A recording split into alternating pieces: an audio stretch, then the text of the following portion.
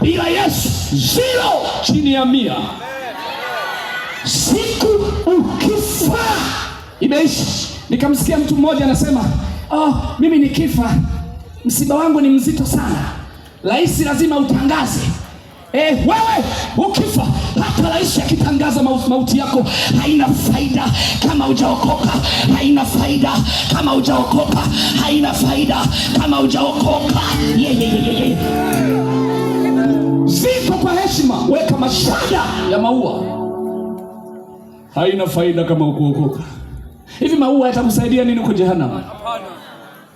Eti amekufa, amezikwa kiheshima. Pole, nakupa pole unayekufa kwenye dhambi. Jioni ya leo ungempa Yesu maisha, na nina neno zuri jioni ya leo.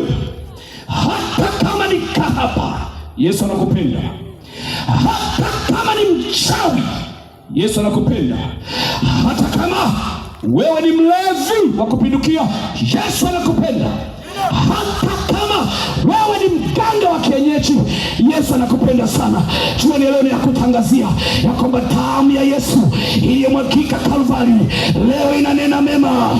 Leo inanena mema, inanena mema juu yako, inanena mema juu yako. Yesu anakupenda. Nipige nisipige, nilalue nisilalue. Ndugu zangu watu wa Kasulu, watu wananiuliza, kwa nini unaenda kuhubiri sana Kasulu? Hapa ni nyumbani. Siwezi kuhubiri Morogoro, Dar es Salaam, Kagera Nkanda. Kagera Nkanda. Kagera. Sasa badala ya kwenda Kagera